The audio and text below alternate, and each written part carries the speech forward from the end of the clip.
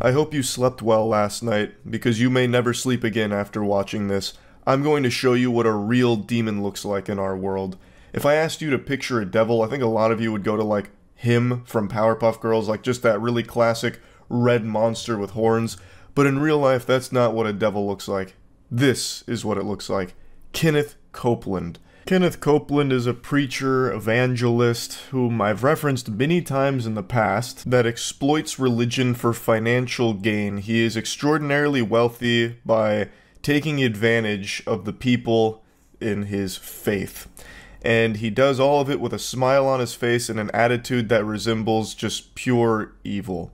He is what I believe to be a wolf in sheep's clothing, as they say.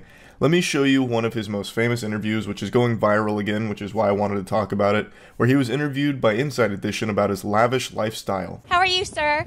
We'd just like to ask you about why you don't want to fly commercial. Why have you said that you won't fly commercial? You said that it's like getting into a tube with a bunch of demons. Why do you think that? Yeah, he's one of those private jet preachers that I always like to insult and call attention to the hypocrisy of. People like him, these evangelists or heads of mega churches that live a life of outrageous luxury financed off the backs of those in their congregation who are donating under the guise that it's going to help further their faith or help the church or something like that, when really all it's doing is enabling them to live a lavish lifestyle. It always just makes me sick to my stomach. It runs so counter to the Bible that I have no doubt in my mind they will likely be going to hell without God even giving them a consideration of entering the pearly fucking gates up there. It is deplorable. It is just diabolical stuff. And yet it is so common. I just recently talked about an online pastor who blamed his cryptocurrency scam on God, saying that God made him make a shitcoin to scam the people that follow him, which has to be one of the most blasphemous things you can ever say as a pastor, but he had the gall, the fucking chutzpah, to blame the crypto scam on the Lord. And you're going to see this a lot throughout this interview, and if you ever dive into this rabbit hole of corrupt pastors, they always use their connection with God as the excuse. Well, God actually wants me to have a whole fleet of private jets. It's actually very Christian to be wealthy. And it's just a complete bastardization of what the Bible's supposed to teach. No, listen to me just a second. Of course. Not the people. The main reason is because of the need. If I flew commercial, I'd have to stop 65% of what I'm doing. Baloney. What a load of horseradish. You wouldn't have to stop 65% of what you're doing if you flew commercial. You can fly commercial and still reach all of the same places. There are more planes in the sky right now than there is poop in my butt. And trust me, there's a lot of poop in there, because I haven't taken my morning shit yet. You can fly commercial and still do all of the same work you've been doing. And it's not like you're doing important work, Kenneth. All you do is you're basically like this Dementor who sucks money out of everywhere he goes. That's not important work. You're just perverting Christianity to fit your own agenda of making as much doubloons as you possibly can accrue in this lifetime. Isn't it true that you want to fly commercial so that you can fly in luxury? How much money did you pay for Tyler Perry's Gulfstream jet, for example? Well, for example, that's really none of your business, but... Isn't it the business of your donors? Listen, I paid. You kind of caught me off guard here, okay?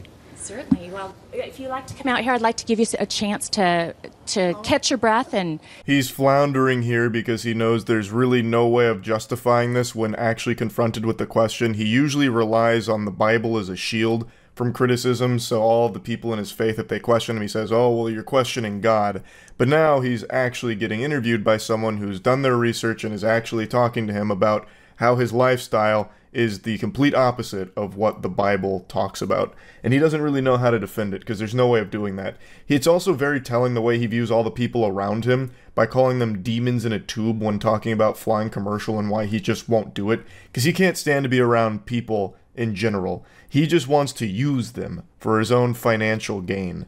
It's a fucking sickening perspective. And his mannerisms, the way that he does these like creepy smiles and his gestures, all of it is so menacing. And have a conversation. We don't want to catch you off guard. I love Inside Edition. You got to get this now. Hey, you listening to me? My wife thinks Inside Edition is, oh yeah. Now, that'll send a shiver down your spine. The way he acts and the way he sounds, all of it is what I imagine it would look and sound like if a demon was ever made flesh on this planet. He is what I would picture the Antichrist looking and acting like. Oh, it's just like disturbing listening to him speak. My wife thinks Inside Edition is, oh yeah. What does that even mean? Like he's clearly trying his best to like suck their cock. Like, Inside Edition is incredible. I can't believe you guys would do this to me when I'm such a fan of yours. It's just weird. It's so off-putting. Everything about him feels so fake and sinister. Thank you, Lord. Help me.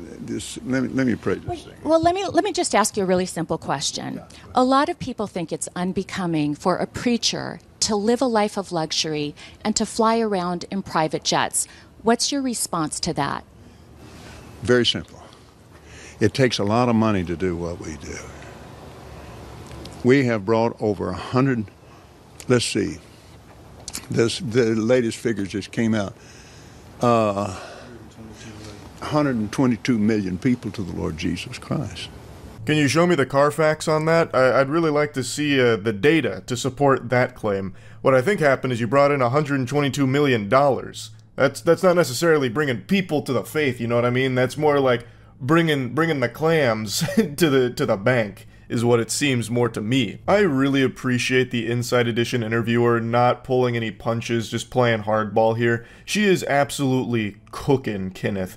She is slapping his cheeks on the grill and whipping up a fine ass patty here at the barbecue today. Watching Kenneth squirm is priceless, and you're going to see his defense mechanism, as it is for a lot of these corrupt pastors, is always like, I need to pray, hold on, wait a minute, I'm getting a message from God, it's a transmission into my cerebral cortex, hold on a minute.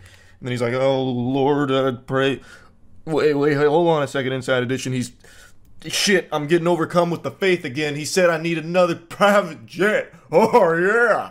Like, it's one of those things where, in the middle of being confronted with an indefensible statement or an indefensible act, they desperately cling to, hold on, I gotta pray real quick. Like, no, I'm a good person because God's talking to me and I gotta pray. I'm so overcome with it, I've gotta pray.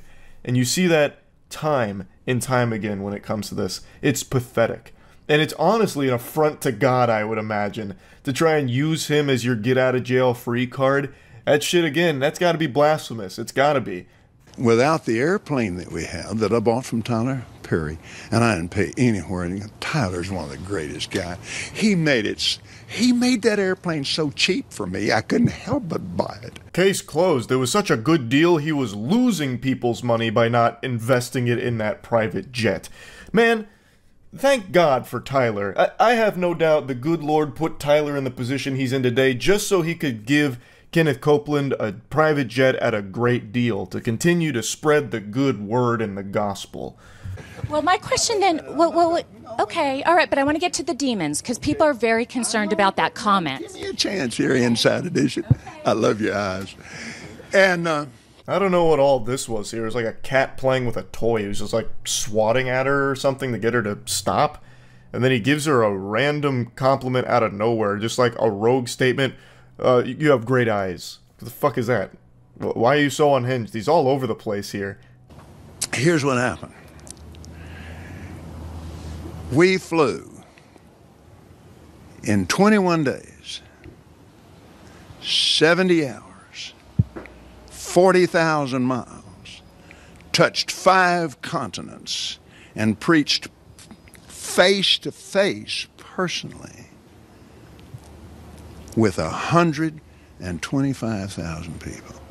Do you ever... What in the fuck are you yapping about? Huh? What are you blabbering on about? That has nothing to do with your statement about the demons in the tube from commercial airlines you can't be caught dead around. This is a nothing burger. What are you talking about? This is, again, dodging it and just putting it on like, oh, we do great work that can only be accomplished through the use of a private jet. We couldn't reach all of these places commercial. It wouldn't make any sense. It's got to be a private jet, a very luxurious one, so I can be closer to God up there in heaven. It's fucking ridiculous. Do you ever use your private jets to go visit your vacation homes, for example? Yes, I do. Okay. Again, getting back to the comment, you said that you don't like to fly commercial because you don't want to get into a tube with a bunch of demons. Do you really believe that human beings are demons? No, I do not. And don't you ever say I did. We wrestle not with flesh and blood, but principalities and powers. He was so close to letting the mask slip off his face right there in that moment. I really thought he was about to reach over and start strangling her like Homer Simpson to Bart. Like, he gets the finger out and he gets really stern and serious. That look that he gives her, that would strike fear in the hearts of anyone. His facial expressions are so exaggerated, he's like a Pixar character. The way that he's able to constantly have these wide range of emotions that he conveys like that. The way he flips from infuriated to like smiling at her in the creepiest way possible, it's alarming. Everything about this guy should be sending you into a fight or flight response. As opposed to just throwing money at him, it should be running away from him. Can you explain what you meant by that term then? Just explain, because it's really simple. You said you didn't want to get into a tube with a bunch of demons. What did you mean? Well, let me ask you. Do you think that people that fly commercial are demons? If you give me a chance to talk, sweetheart, I'll explain this to you. But it's a biblical thing. It's a spiritual thing. It doesn't have anything to do with people. People, I love people. Jesus loves people. That's probably the first truthful thing he's ever said in his life. I have no doubt that Kenneth Copeland loves people. Because people are the ones that finance his lavish lifestyle. They pay for his private jet vacations that he goes on all the fucking time out the wazoo. So I know he loves people. I'd argue there's only one thing Kenneth Copeland loves more than people. Wallets. And sticking his dick in there and just fucking them raw. Taking as much money out of it as he can possibly find. Through misleading them through the faith. And exploiting them. And taking advantage of them. That's the only thing that he loves more than just people in general would be my bet. So again, he will not just answer the question of what he meant by being in a tube with a bunch of demons on it, and the Inside Edition interviewer continues to press that, which I really appreciate. He continues to just tiptoe around it. Oh, let me ask you a question. No, goofball, just answer it yourself. Just say what you meant. Say it with your whole chest. But people get pushed in alcohol. Do you think that's a good place for a preacher to be and prepare to go preach to a lot of people when somebody in there is dragging some woman down an aisle? It made me so mad to see that on television. I wanted to punch the guy out myself. I can't be doing that while I'm getting ready to preach. So you just don't like to be around the sinful people or the hurtful people. Is that what you're saying? Not the people, baby. Not the people.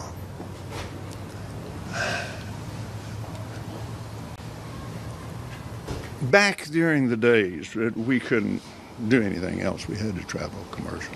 The saddest period in his life when he had to fly commercial. God bless, I can't believe he made it out alive with that. Yeah, that's horrifying. Horrifying.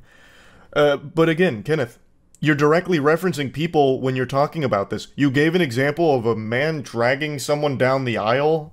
Like, what?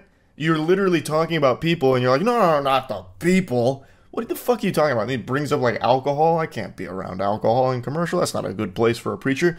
What the fuck? The reason he won't just say what we all know he meant is because he knows that even the most brainwashed in his following would hear that and get a very bad impression of it. Because he is basically calling them demons. And that could potentially hurt his bottom line. We wrestle not with people, but with principalities and powers, unseen things, rulers of the darkness of this world. Talking about the devil, he's a very real devil, just the same as Jesus is a very real Lord. Yeah, I'm starting to agree, Kenneth. I feel like I'm watching an interview with the devil right now. He continues, again, to just try and start spouting sermons that are pretty unrelated to this whole thing. He then talks about how many jets they have, and, well, he still has no way of defending it in any meaningful capacity. Because you can't really defend it, because there is no universe where a preacher needs this level of wealth to do what they do. It's gluttonous. That's a sin, Kenneth. It's corruption. Blatant corruption. And it comes from, at least partly, from the donations of just normal people that go to these mega churches or go to these traveling evangelists, that kind of shit. It comes from them trying to better their life, but they're doing it through a con man who's taking advantage of that desire. And it's fucking sad. It always makes me furious. Kenneth Copeland is one of my least favorite people on the planet and has been for the better part of a decade. I've talked about Kenneth for a long time now, and I'm sure I will continue to do so, because this guy is going to most likely live forever, because he is propped up by the puppet strings of Lucifer himself. So this guy, he's probably going to outlast everybody on this planet at some point. But the main thing that happened was not, that wasn't the main reason. The main reason was I could no longer do what I called to do and be on the airlines. Besides that, I need my clothes when I get there. And you have some fancy clothes. I mean, for a pastor, you are living a life of luxury. You've got great homes, you've got great planes, you drive in limos. I'm a very wealthy man. You're a very wealthy man. Yes. Cool, I guess. If I was someone that was putting money into the church and what I believe would be a man of God, I think the number one thing I wouldn't want to hear is that he just uses it to be a wealthy man with a bunch of really fancy clothes, cars, and private jets. Feels like it defeats the whole purpose, don't you think? I also can't help but focus on his turkey neck that keeps jiggling every time he speaks. It's like paper in like a strong gust of wind constantly. His neck, like there's so much loose skin on it, it looks like the rudder to a boat or something, and it just keeps fucking flapping around and it distracts me. My wealth doesn't come from offerings alone. Because you sell things, books and DVDs. Yes, and I have a lot of natural gas on our property. Didn't know that, did you, babe? Now I do. Yeah, you do. Isn't that wonderful? You realize that you still just did a big self-report there, don't you, Kenneth? You said that your wealth doesn't come from offerings alone, which means some of it does, which means some of your wealth is taken directly from the offerings of those in your churches and those that believe that what they're doing is for the greater good of the faith, not to line your pockets. You openly just admitted to that. But it will run something in the neighborhood of 25 million in the poor. Can't do that and be broke. So final question is, a lot of people maybe have a misunderstanding then about what you do in prosperity preaching. So the final question is this. To those critics that say that a preacher should not be living a life of luxury, what is your response to that? They're wrong. That's it? Enough said. Hey, checkmate. Now give him more money for being wrong and hurting his feelings, so he can get himself a new private jet to dry his tears with. He says that he invests 20 to 25 million in the poor. What do you do? How do you help them? Seems like you just take money from everybody. What do you do with that 20 to 25 million that you apparently invest in the poor? I looked it up and I couldn't really find anything on that. There's really no information on it. I'm super curious now. Seems like just kind of a lie. Maybe invest 20 to 25 million in like smaller businesses that serve less wealthy areas or something. I have no clue, but I can't find anything where he's like directly helping anybody except himself, actually. It's a misunderstanding of the Bible that if you go into the Old Covenant, do you think the Jewish people believe you should be broke? Are you saying that Jewish people appreciate money more than... Really? They believe in wealth. Some people would find that offensive. No, wait a minute now. I'm not talking about some people. I'm talking about the Bible. Shit's getting really weird now, and Kenneth Copeland is clearly struggling and sweating. This has nothing to do with the Bible either, by the way, because the Bible makes it clear in no uncertain terms that this house of worship should never be used as a place for, like, financial benefit for those involved. Like, you know that moment a lot of people recall from the Bible where Jesus flips a table? They might forget why that happened, so I'm going to go ahead and post this. Jesus entered the temple courts and drove out all who were buying and selling there. He overturned the tables of the money changers and the benches of those selling doves. It is written, he said to them, my house will be called a house of prayer, but you are making it a den of robbers. This has been brought up before, and I have seen a lot of slimy excuses and really weird interpretations of that to still justify taking a ton of money from people in the church. But the way I always interpreted that, and really the way I was kind of taught when I was still very religious back when I was growing up, like I mentioned, I actually got baptized twice in case the Lord slept through the first one, like if his alarm didn't go off to watch it. I did it twice just to ensure. But with this, I was always under the impression that the lesson is that the faith should never be used as just a way of making money from people through it. The Bible also says that it's more difficult for a rich man to get into heaven than it is for a camel to get through the eye of a needle, correct? The rest of the scripture. But he said, all things are possible with God. I thought that was a really good dunk from the reporter there that Kenneth Copeland tries to weasel his way out of. I don't think it's a really good excuse, though. That's kind of a cop-out. Oh, yeah, it does say that in the Bible, but it also says anything's possible through the power of God. When that's an excuse you see a lot of terrible pieces of shit use. What's the expression? Sin 6 days of the week, ask forgiveness on the 7th, repeat the cycle, something like that. He's basically just saying like, yeah, no, it does say that, in me taking all this money from these people, maybe it is sinful, but hey, anything's possible through the power of God, I'll probably still get into heaven because he forgives anything, so who cares? I'll do what I want, and then ask for forgiveness, and get it. Both of my grandfathers were preachers. They were both very poor. They lived simple, modest lives. They were extremely offended by men that made money like you do, preaching like you do.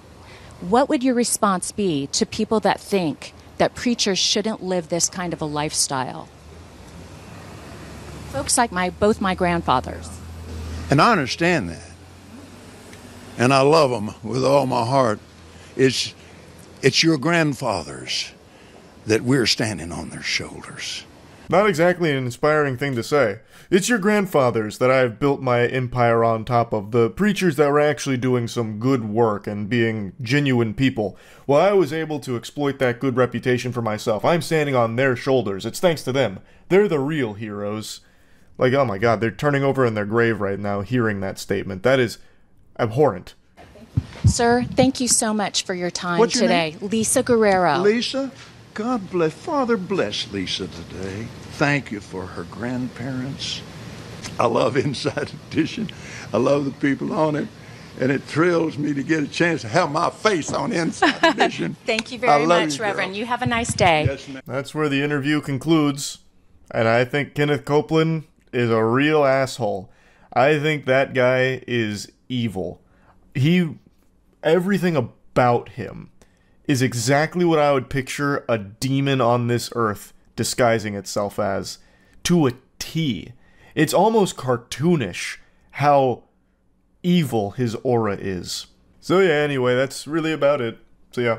I couldn't decide if this was a good idea for a video to make just because of how dark and disturbing it is, but earlier today I saw a thread on Twitter going around listing the most evil artists and musicians of all time, and absent from the list was by far the most evil singer to ever hit the mainstream, Ian Watkins. And I was just shocked that not a lot of people seem to know about this. This was a story I followed as it unfolded back in 2012 because Ian Watkins was the frontman to my favorite band when I was a kid, Lost Prophets. In fact, if there's any archaeologists watching this and want to unearth some unholy relics, if you're able to find any re-uploads of my old Gears of War montages from 2007 and 2008, you'll hear Lost Prophets music that they're set to and edited in sync with. I used their music all the time in videos growing up because I was such a massive fan, so you can imagine how fucking disgusted I was when I learned the truth behind their singer. Ian Watkins' crimes are some of the most depraved I've ever read about, and in fact, the senior investigator said it was the most disturbing child abuse evidence he had seen in nearly 30 years on the force, and it's not an exaggeration. Ian Watkins was a serial child sexual abuser and even convinced some of his fans that were mothers to give up their kids to him to abuse, and would even convince the mothers to abuse their own children on video calls that he'd masturbate to. His sex crimes spanned years and even included the sexual abuse of a 10-month-old baby and attempted rape of a baby. Not only were his crimes some of the worst you could possibly imagine, but he was blatantly open about them as well. He'd even brag about fucking kids to some of his ex-girlfriends at the time. I feel like if the police officers had just asked him, hey, are you having sex with minors? He would have hit them with a, hell yeah, brother, and then went up for a high five. The whole story of Ian Watkins and his arrest is also the story of terrible police work from the department. There were years of reports and people desperately trying to get him behind bars, and they just wouldn't look at the evidence. They refused to look at all of the overwhelming evidence that was constantly being provided to them. The reason he ended up getting arrested was on unrelated drug charges, and they just happened to find this absolute fucking mountain, like a goddamn Mordor. They wandered in there and happened to find all of this child abuse evidence, but they were there for drug reasons and continued to turn the other cheek and ignore all of the reports coming from victims or people that had already compiled evidence and submitted it to them. Now, like I said, he wasn't very secretive with what he was doing. He wasn't exactly like some kind of cunning, sly, criminal mastermind. He was very open with the fact that he was a pedophile. Just look at this excerpt here. Look at one of the passwords he'd use for his computer. Ian Watkins is a sick psychopath who's currently serving 35 years in jail, which isn't nearly enough for his crimes. And he's not remorseful about it either. Like, just read this quote here, where he said he did it for the mega lols, talking about abusing and raping kids.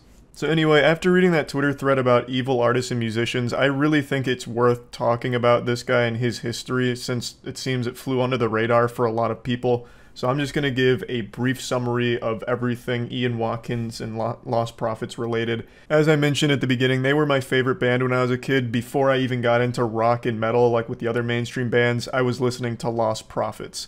You know, this is way back in the day, but there was something called Pixo, which allowed you to make your own websites easily. And when I was in 4th grade, I made my own Pixo website called coldflames.pixo.com. Don't even bother searching for it. It's dead and buried 6 feet under, went straight to hell. Not even on archive.org. But on my Pixo website, the very first thing that would happen when you went there is the music video for Lost Prophets' Rooftop song would play. That's right, I was like an early adopter of the K-pop stan culture where they just spam music videos everywhere to farm views for them. That's what I did for Lost Prophets on my website. So their music video for Rooftops would play, and then if you went to any of the other links on the side, a different Lost Prophets music video would play. I don't remember everything I posted on that website. I know a lot of it was RuneScape related, like giving updates on my character. But when I was giving updates, you would always be having a Lost Prophets music video play, like Shinobi vs. Dragon Ninja or something like that. But yeah, all that to say, I was big into the band, so this shit hurt a lot learning about this. I've always had that mentality of you need to separate art from artist when it comes to things, but I've been unable to do that for this band. They were my favorite band when I was a young kid. I can't listen to them anymore after learning everything about Ian Watkins. It's impossible for me. I can't separate the art from the artist, especially considering Ian Watkins in one of their music videos even subtly hints at his crimes. In the music video for A Town Called Hypocrisy, Ian says at the end, "Hi kids, welcome to Town Time. We have an amazing show for you. You're going to learn all kinds of important lessons." And in hindsight, it's pretty clear what he was like saying here, knowing his history and what was actually going on behind the scenes, and it's so fucked up. Now let's get into the actual timeline as well as history of Ian Watkins and the band. I'm not going to be showing much footage at all here. I'm mainly just going to be telling the story. It just doesn't really sit right with me to show anything from them. Knowing what we know now about Ian Watkins, it just feels fucking weird and yucky. However, there is a great breakdown of this whole situation from a channel called Gamers Inc. And they do show footage from the band as well as interviews of Ian Watkins. And they do a great job with it, so I recommend checking that out if you're interested in seeing more from the group as well as Ian and who he was as a person. But for me, I'm not going to be showing any of it, so let's get into it. Ian Watkins was the stepson of a Baptist minister and was an honor roll student. He basically fucking straight A'd his whole career as a student, graduated with honors from the University of Wales, and then in 1997 formed the Lost Prophets. They saw moderate success with their first album called The Fake Sound of Progress, but it was in 2004 with their follow-up album, Start Something, that they really broke into the mainstream spotlight. They sold 2.5 million copies and were propelled into stardom. They had their music videos on MTV. They even had Last Train Home on the soundtrack to NFL Street, which was a great game. NFL Street had a fucking wild soundtrack, but yeah, they were there. They were everywhere. Montages, back when Halo 2 montages were just starting to get their feet, Lost Prophets really took it by storm. They were a mainstream success, pretty much overnight with Start Something. With all the success came a lot of fans, many of which were underage girls that Ian Watkins would invite backstage after gigs. And from a couple of sources I've read, there were even rumors circulating around this time from media outlets that noted that there were minors backstage at these concerts around Ian Watkins, which made them uncomfortable, but they didn't really report on it or do anything on it, so I think that's a big fucking blunder from them. That is absolutely something that I think they should have raised an eyebrow with and looked into a bit deeper, but regardless. 2004, they had Start Something, they were blowing up. Ian Watkins was already abusing his status and starting to bring underage girls backstage. Then around 2008, he started getting addicted to hard drugs like crystal meth and cocaine. There was even a music insider that revealed more information to the depravity that was happening behind the scenes. They really blew the lid off the case of what was exactly going on back there. One of Ian Watkins' exes gave an extremely in-depth explanation for all the awful shit that he was doing and interested in, from child pornography to bestiality to him believing he was invincible and untouchable. Her name is Joanne, and she spent years gathering evidence against Ian Watkins in order to get the authorities to take him in, investigate, and arrest him, but was ignored at every possible turn.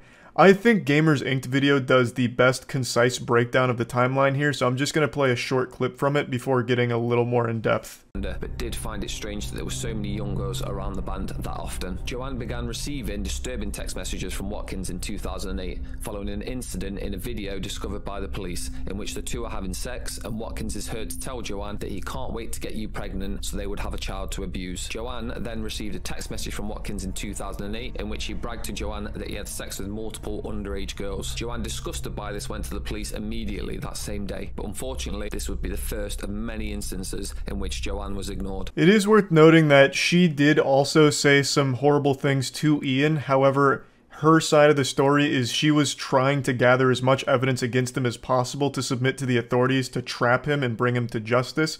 So I think that's worth bringing up. She went to the police multiple times with her phone and laptop and asked them to look into it. Here's all the evidence, now please use it. And they never did. I don't know what their excuse was for not investigating further. Maybe because she was a sex worker for a time, so they didn't take her seriously, but they just wrote her off as an angry ex. Ian Watkins would regularly brag to her about having sex with kids. He would even send her images of actual, sexual abuse of children, and they just never took it seriously. At least, not until Ian Watkins was actually arrested, and then they launched a massive investigation and arrested Joanne for possession of those images that Ian sent her. So she got arrested for the possession of the evidence she was gathering for the authorities, who just weren't doing their job here. She was eventually cleared of these charges, but still, just an awful situation all around. He could have been stopped much, much earlier if the authorities had bothered to look into it even slightly. Because, like I said, he wasn't really hiding anything. There were a lot of rumors dating as far back to 2004 about some of the awful shit he was doing. They could have just done the bare minimum and gotten this guy way before 2012. In that time, how many more victims were there, you have to wonder. It also wasn't just Joanne that was submitting all of this evidence or making all of these claims against Ian Watkins. There were a lot of different people that came forward. For example, an Australian woman told police that Watkins was a child abuser and drug abuser. Her email even concluded saying, "Do not disregard this as it's serious. Nothing happened. There was other complaints, including intelligence reports about Watkins' drug use and sexual interest in kids that kept getting submitted to the South Wales Police Department that didn't get investigated. In March 2012, a woman even told police that Watkins may have sexually assaulted an 11-month-old boy, and then even described images that could be found on his computer if they searched. But they didn't search. Now, I'm going to look into the case just a bit, but I'm not going to go that deep because it's way too gross to talk about. It's so bad, in fact, that the judge that sentenced Ian Watkins, as well as the two mothers I mentioned at the start of the video that abused their kids for him, he said this: "Those who have appeared in these courts at the bar or on the bench over many years see and hear a large number of horrific cases. This case, however, breaks new ground. What you three did plumbed new depths of depravity." The full sentencing remarks can be found online, but I don't encourage anyone out there to read them because they will make you sick to your stomach. You will absolutely fucking puke. It'll ruin your whole day trying to read this. I'm only going to read a couple and bits and pieces of them. I can't read half of this shit. It's so fucking painful to even say. I'm only going to do a couple here, just to give you an idea of how bad this guy was. This isn't even the whole thing. So here, count 18 dates back to March 2007. You met after a Lost Prophets concert when she was a 16-year-old virgin. The prospect of taking her virginity excited you. You got her to dress in a schoolgirl's outfit and you videoed her and you having oral, vaginal, and anal sex. You asked her whether she enjoyed being your underage slut. At the end, you urinated over her face and told her to drink it. That gives you some insight into your attitude to young females at the time. Over 5 years before counts relating to count 19 dates back to August 2008. The girl was another fan, age 16. You videoed her having oral sex with you, and she is seen snorting white powder, which you told her was cocaine. This next part, I think, is going to be one of the most disturbing things you'll probably ever hear. This is in regards to the mothers, to one of them in particular. But you were a mother. Your infant was only 10 months old. A mother naturally loves, protects, shields, nurtures, and cherishes. Your infant would have trusted you implicitly. You betrayed that trust. What did you do? You had a detailed discussion with Watkins about the sexual acts to which the two of you were going to subject your infant. That's as far as I'm going to read, because then it goes into detail about what happened with Watkins, the mother, and that baby. And there is a video of it where they are sexually abusing a 10-month-old baby. And it's described in detail in the sentencing remarks. It is horrific. And this isn't all of it. Like, these were only 3 counts that I just read to you. It goes on and on and on. I think Ian Watkins is the biggest monster to have ever existed in any capacity as a celebrity or a singer, and just one of the most depraved individuals I've ever read about. They talk about the child pornography images and videos he has with kids aged 2 to 12. It's like an endless amount of the worst things you could possibly imagine. So yeah, I think the answer to who is the most evil artist or musician of all time is Ian Watkins. There's a long list of horribly fucked up celebrities out there, and I think Ian Watkins is somewhere towards the top of that list. That's about it. So yeah.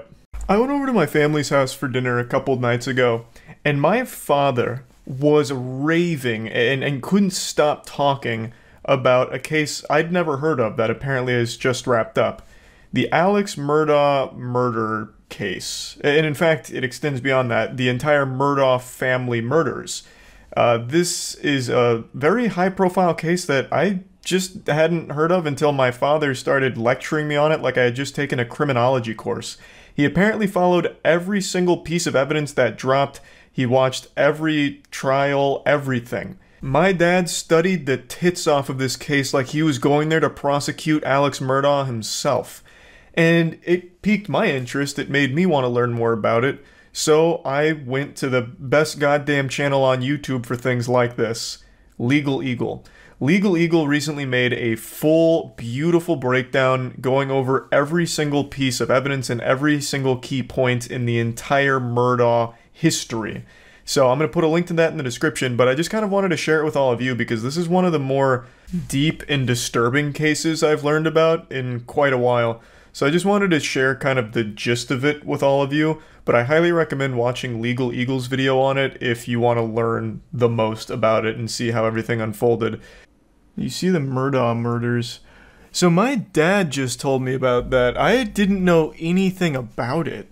And he was apparently embezzling money for a long time, a pathological liar, an oxy addict, and he snapped and killed his son and wife. My dad was telling me all about it, apparently.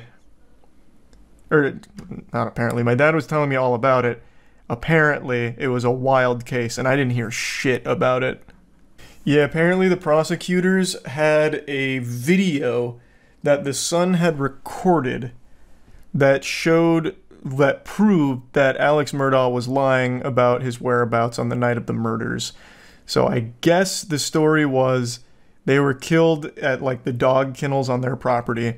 Alex Murdaugh claimed that he wasn't there that night at the kennels, and he had like a couple alibis because they had his whole phone record. Apparently he called a ton of people to try and get a couple alibis. And eventually the prosecutors showed a video that his son had recorded literally minutes before he was murdered. His son he killed also got in a boat accident that killed a girl named Mallory Beach, and also was the only witness to his housekeeper dying, and he embezzled her life insurance. Oh, what the fuck? Close. Los Angeles area double murder expert O.J. Simpson predicted that the Alec Murdaugh jury would acquit the low-country lawyer of double murder. It turns out that Simpson's powers of prognostication don't really work for murders he wasn't directly involved in. It wouldn't surprise me in the least if this guy beats this case. So before I explain... It's crazy. It is crazy. We have O.J. Simpson on Twitter dropping reaction videos, giving his opinion on how another murderer could potentially beat their case. That blows my mind. Randolph Murdaugh Sr. was elected solicitor in 1920 and served until he was killed by a freight train in 1940. Sounds like a murder. That sounds like an actual old western murder where they tied him to the train tracks. Don't know the situation, it literally just sounds like he was murdered. Now, some people suspected that the freight train incident was a suicide because no one could figure out why Randolph's car stalled on the tracks. But Murdaugh Sr. was succeeded by his son, Randolph Murdaugh Jr., known as Buster, who held the position for 46 years cool from nickname. 1942. On two separate occasions, 20 years apart, he told jurors that if they didn't impose the death penalty on a criminal defendant, he would use his power as solicitor to release other rapists into the community. Yes, you heard that right. What? It's hard to imagine a worse thing a prosecutor could say in court, but I'm sure prosecutors have. And he got to keep the position? He would make these threats like, okay, if he doesn't get the death penalty, 5 rapists will go into Gotham. He sounds like the Joker. What? Elected official, so he just campaigns and pays off the right people? Yeah, but I'm sure there's still systems in place where if you're threatening to release rapists out of like a grudge, you can get fired. Like you can get like taken out. Like you lose your position, I would think. Because it was the 70s. It's not like rape was cool in the 70s either. I'm sure people weren't like rallying behind him like, yeah, that's fucking Buster right there. That's how Buster plays. Give the death penalty. Or 50 rapists. Buster, release 50 rapists into the neighborhood. The guy really had rapists in the queue to join the server. Oh, you're talking about Buster still, yeah. I'm just going to take a guess that the other Murdaughs didn't use the same tactic.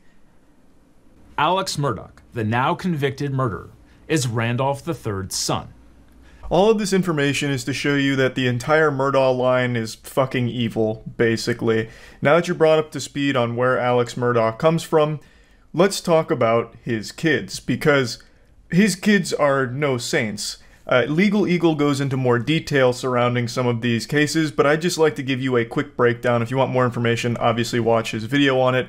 But one of Alex's sons, Buster, who is named after, of course, Buster Murdaugh, who came before him, is actually a person of interest in a 2015 death. A young man named Stephen Smith was found dumped on a Hampton County road. There wasn't a whole lot of indicators to suggest that this was a vehicle crash, and in fact was even ruled a homicide by a couple of people, most notably the county coroner. And interestingly, Buster Murdaugh is mentioned dozens of times in the investigation. Also, Alex Murdaugh and his brother Randy visited the crime scene, passing through the crime scene tape.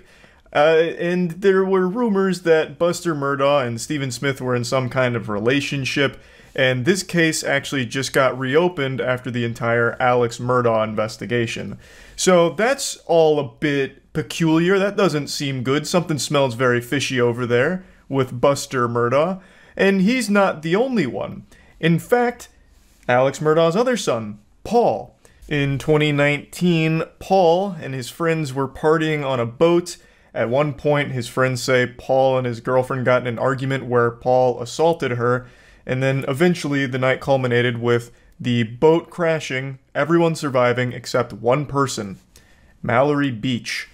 Paul was blamed for the death because he was fucking driving the boat. He received 2 charges, 1 boating under the influence causing great bodily harm, and 1 boating under the influence causing death. So as you can see, the Murdaugh family is known for more than just financial crimes. There's a lot of death linked to the family as well. And there's still more. There's still one that I haven't even talked about, one that happened before Alex Murdaugh killed his son and wife. In 2018, their housekeeper Gloria Satterfield allegedly tripped over one of their dogs and fell down the stairs and died at their hunting lodge. Alex Murdaugh then instructed Gloria Satterfield's sons to sue him for insurance money. However, he neglected to inform them that he had already collected on 2 settlements and basically robbed them of about $4.3 million from the insurance here. The man is just pure evil, just a shriveled, pruny, fucking ghost-looking motherfucker whose entire bloodline seems cursed and is nothing but bad news. It is disgusting. His lawyer said he planned to sue Alex and Maggie personally because they allegedly kept a beer refrigerator at the hunting lodge and underage kids were free to drink up. Given the scale of Alex's financial crimes, discovery of his assets would have revealed years of Murdaugh's criminality. Later that same night, Alex allegedly found Paul and Maggie dead outside the kennels at the Murdaugh's sprawling hunting estate. I'm really trying to break this down into the most concise form possible just to convey like the general story of the situation, but again, I can't recommend checking out Legal Eagle's full video on it for the absolute best breakdown. In a nutshell, years and years and millions upon millions of dollars of stolen money and financial crimes were about to be brought to light, all of which Alex Murdaugh was panicked about. So the main theory behind his motive for killing Paul and his wife Maggie is he needed some way of buying time to weasel his way out of this situation. I shit you not. The murder of his son Paul and wife Maggie, right now the leading theory is he did it for sympathy, to portray himself as a victim, and to basically just buy himself some extra time to get out of the situation because all of these financial crimes that have built up over years were about to be fucking blasted publicly. All of it was going to come to light. So that was his plan. Now, Paul was murdered before he ever stood trial for the death of Mallory Beach. But I'm getting a little ahead of the story because there was one other baffling situation that occurred involving a hired hitman that Alex himself hired to shoot and kill him so his other son could get his insurance money. So Alex admitted to stealing from Chris and blamed his behavior on an opioid addiction. And then hours later, that same day after that conversation with Chris, Alex was shot in the head.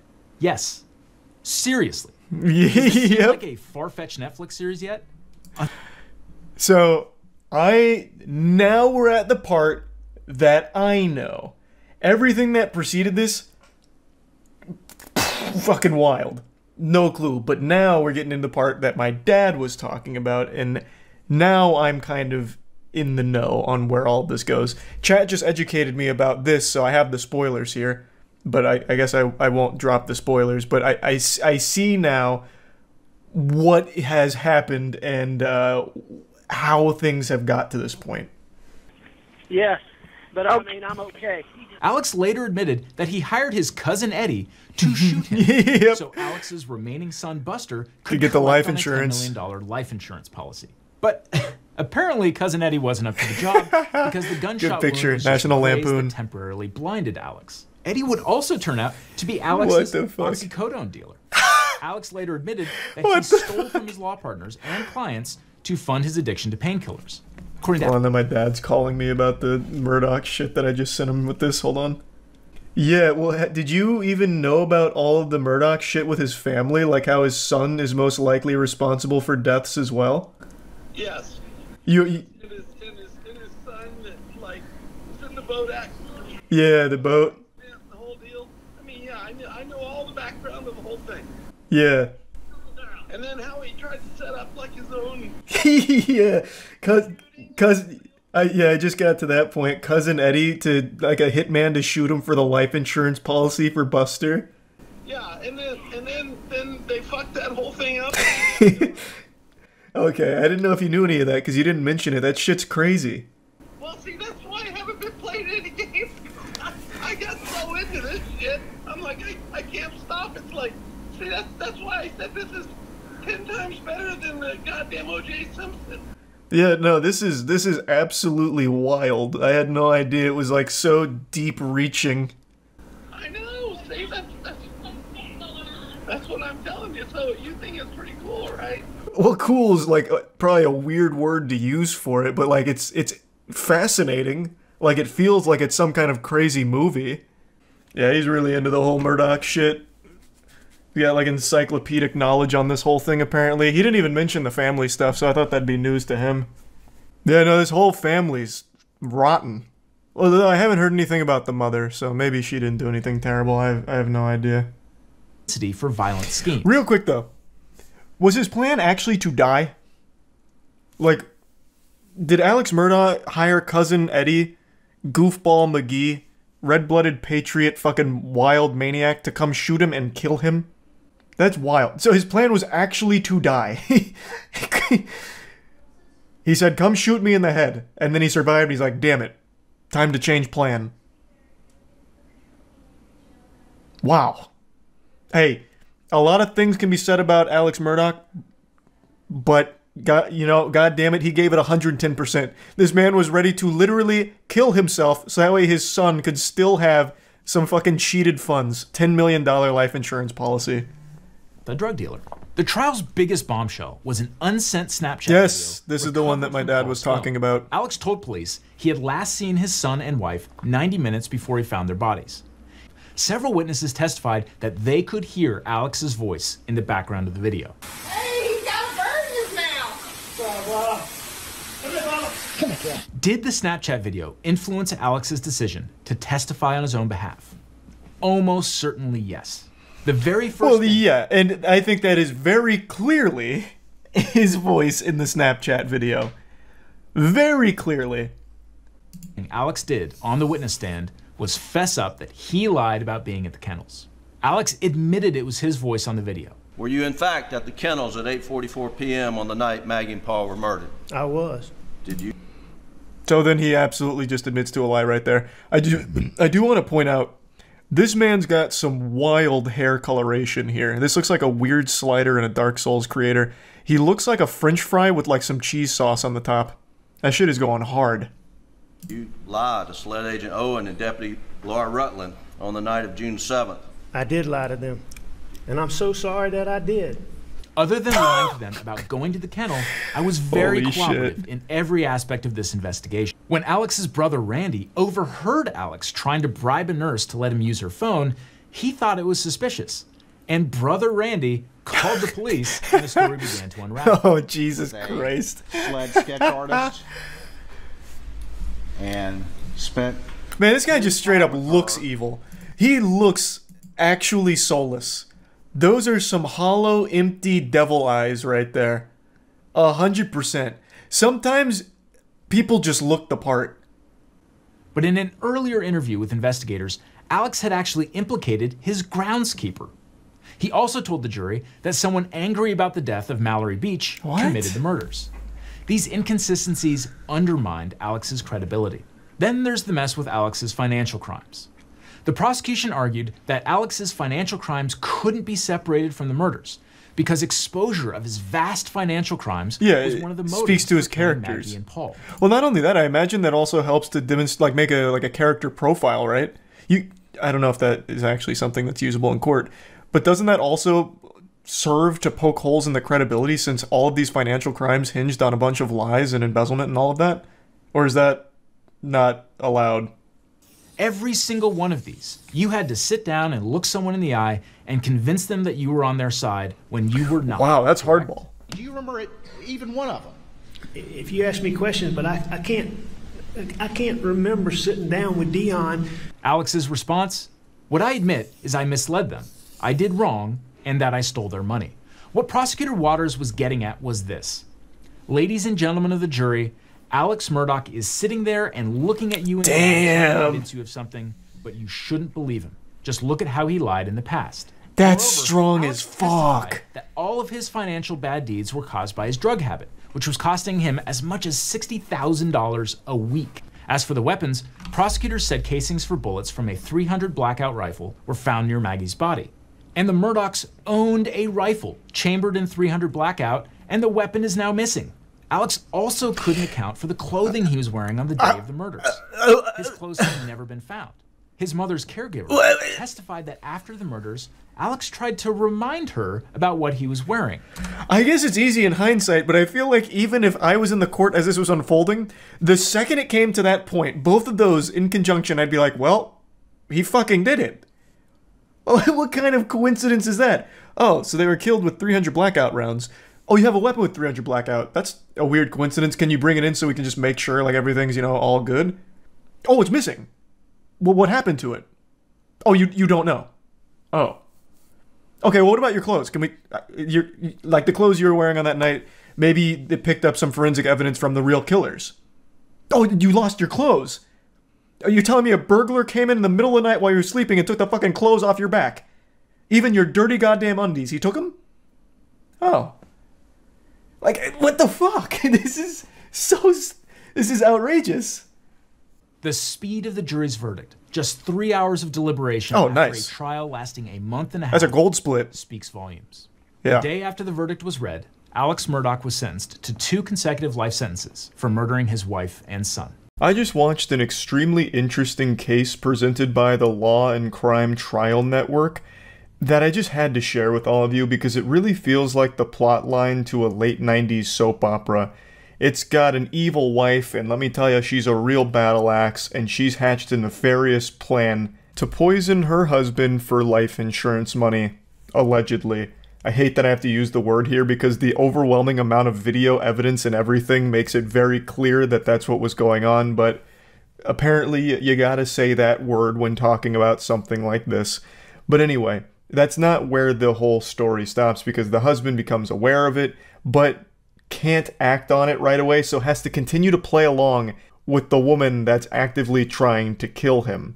And then when he eventually takes it to authorities, they initially don't act on it, so then he has to gather even more evidence. It's just so fucking wild, and I just have to show this to all of you, because this really does feel almost make-believe. It feels like something Darman would write if instead of making, don't judge a book by its cover videos, he made murder mysteries.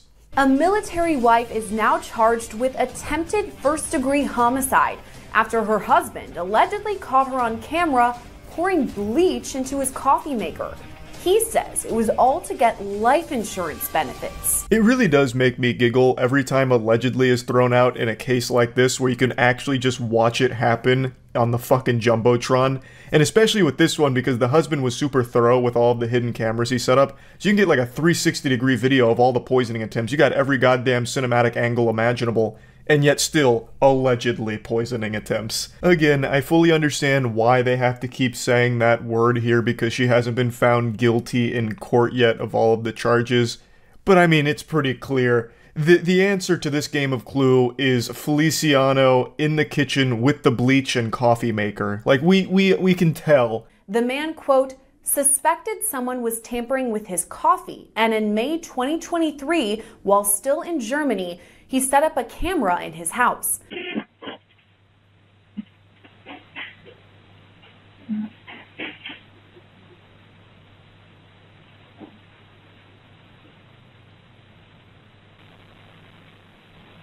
The husband alleged his wife used bleach as a form of poison, storing the chemical under the sink. This is one of many videos that capture her pouring bleach into his coffee pot, so he became alert to something a bit off about his coffee and suspected tampering with it, and I imagine he was able to taste something was wrong immediately. Bleach is like one of the most agitating chemicals you can ever fucking ingest. Like, coffee is not going to disguise it. It's not like the perfect Trojan horse to deliver bleach into your system. You'd probably take a single sip and immediately go, pooey, yucko, wow, like, ouch, that doesn't taste like coffee, it tastes like fucking poison. You would have better luck shitting into his coffee pot and hoping he doesn't notice. There's at least a chance coffee can mask poop, but not bleach. Like, even if you have no taste buds, you would probably feel something is wrong with your coffee with bleach being mixed into it. So immediately, I imagine, he was tipped off that something was very awry here. So he set up the camera. I don't know if he immediately suspected it was his wife. Maybe he thought there was some kind of like burglar coming in to fuck with him and pour bleach into his coffee pot or something. I don't know if he immediately started to point fingers at his wife. I imagine he probably did, because I mean, who the fuck else is going to break in there and pour coffee or pour bleach into the coffee, unless it's like the Tooth Fairy out for revenge or something. So I don't know how surprised he was to see that, but I still imagine that that was traumatizing to know that the person that you are married to, the person that is the most important person in your life, is actively trying to kill you. Court documents state that at the time, during May 2023, the husband, quote, stopped drinking the coffee but continued to pretend to drink it as he did not want to make a report of this while in Germany. He said he knew his wife would continue poisoning him and wanted to submit a report while in the US. This is such an interesting conundrum. So he didn't want to make the report while in Germany and continues to fake drink the coffee, playing a game of pretend here, and then also, I assume, pretending that everything's okay in the marriage between them, even though he knows in the back of his head his fucking wife is trying to kill him. And his wife doesn't know that he knows, so she continues to make attempts to poison him. When I try and picture this situation in my head, I immediately just start thinking about the movie Mr. and Mrs. Smith, but without, like, the guns. So instead of, like, dumping lead at each other, shooting at each other, it's his wife really insisting on trying the coffee. A new recipe, perhaps. So, and he's just like, oh, this is good, very good, but he knows. 1 month later, in late June, the family returned to the United States and was stationed at an Air Force base in Tucson, Arizona. At that point, additional cameras were set up. Video captures Feliciano Johnson pour something into the coffee pot and look over her shoulder to see if anyone is watching. By early July, her husband reported his findings to the Tucson Police Department. So this ruse continued for over a month, with the husband pretending to keep drinking the coffee, giving his best Oscar-winning acting performance. Honey, this coffee is so good. Wow, delectable. Rubbing his tummy, all of that. I also can't help but wonder if he tried to, like, mess with her a little bit. Not trying to poison her, obviously, but, like, make her believe that the poison was working. Like, did he start faking a sickness or something? Did he start, making it seem as though he was falling ill in order to see how she'd respond? Like, he just, puts a thermometer in his mouth and he's, like, looking real pale and he's like, oh, babe, I don't know what's going on. I'm not feeling too good. Making a bunch of, like, coughing noises to see how she reacts to it, to try and catch her with, like, joy in her eye that her plan is working. Or if he just simply kept drinking this, or pretending to drink the coffee, and his wife must have thought that he was fucking immortal, just legitimately immune to poison. Which is a pretty scary thought, and pretty concerning considering he lived with her and went through this for over a month now, with someone actively trying to murder him. And if she really thought that bleach had no effect on him, like he was just built different, bleach doesn't work, I just would be worried that she'd try other things that maybe he didn't pick up on, or wouldn't have picked up on if it continued, you know what I mean? But anyway, he gathered all this evidence and then he brought it to the authorities. Showed the officers at the front desk the video, but since you could not clearly see what she was pouring into the coffee maker, the report was taken with no follow-up. At that point, he purchased additional cameras disguised as fire alarms. He set them up in the laundry room and in the kitchen area where the coffee maker was located. So it wasn't actionable evidence because they couldn't clearly see what she was pouring into the coffee maker. So the guy says, all right, fuck it, check this out then. You need more? I got you with more. So he sets up a ton of cameras, gets every possible angle here. He's got so many cameras set up, he could probably render his whole house in VR with this kind of setup. So he's got everything covered. Now you can clearly see that she's pouring bleach into the coffee maker in certain videos. And he even goes a step further by conducting his own at-home experiments to confirm his theory.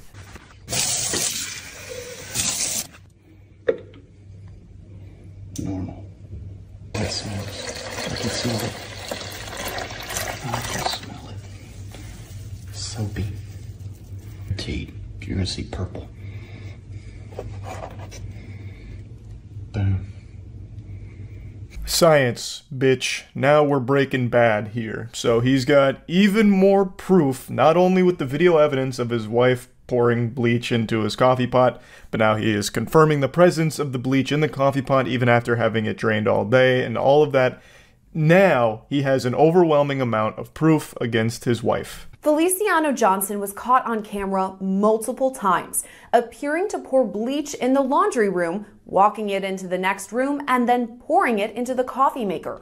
After collecting multiple videos that showed her allegedly pouring the bleach into the machine, Feliciano Johnson was arrested on July 18th.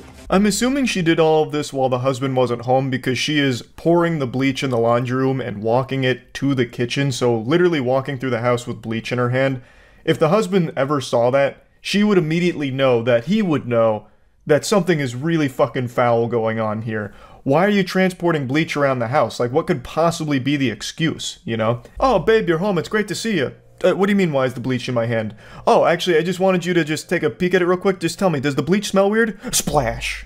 You know, like, there's really not a whole lot of wiggle room for an excuse on why you're transporting bleach from the laundry room to the coffee maker.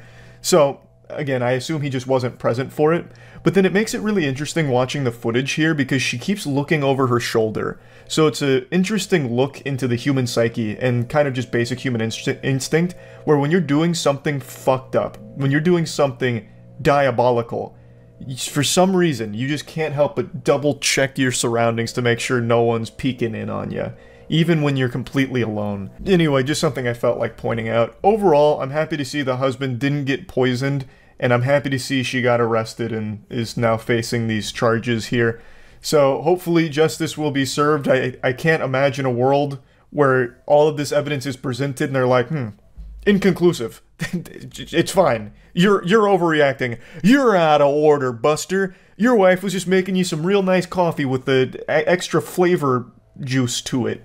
So I imagine she will likely face serious time for this. I mean, it's attempted first-degree homicide, apparently, so, or allegedly, excuse me. So yeah, I just wanted to share this story because I just found it to be super fascinating. But yeah, that's about it. So yeah. I've talked about this before, but it's been a little while, so I'm going to dust it off and give you a little refresher. One of my favorite little genres of content on YouTube is the video games are evil crowd. Usually it's religiously charged, and I want to make it clear right away, it's totally fine if you don't like video games, right? That's absolutely understandable, no problem with that. But what I find extremely entertaining is there's quite a few churches as well as like individual content creators that pump out content saying that video games are the work of Lucifer and they're mind controlling the world in order to turn them against God. And I always can't help but giggle, acting like if you put the controller in your hand, you're saying goodbye to God himself. It'll corrupt your soul and condemn you to the fiery pits of hell for all eternity because you played Minecraft. Again, it's totally fine to not be a video game enthusiast if you're not blessed with that gamer gene or have esports pumping through your veins, no big deal. But a lot of these videos I watch from a bunch of different churches are actually just kind of wild about, you know, instilling fear in such simple things and like so many different things. Like video games has become a big one, another big one is anime. And all the arguments they make are really kind of ridiculous because you can make those arguments for actually everything ever, any hobby. There are real arguments to be made against like video games. They can be addictive, especially ones that are like microtransaction based. They could be financially damaging. there are like actual issues, right? If you don't have that level of self-control to not get obsessed over something and addicted to it, then there's a lot of harmful effects that come from it. But that's never the arguments they make. Instead, they just speak about video games like it's the Antichrist, and like the cyberspace is basically hell on earth.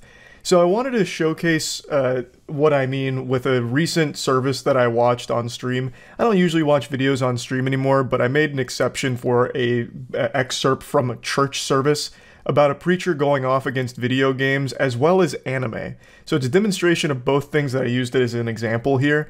And instead of once again talking about like real harmful effects that can come from getting obsessed over these mediums, his argument basically boils down to these things are the work of the devil because they distract you from God, which again is something that extends to everything.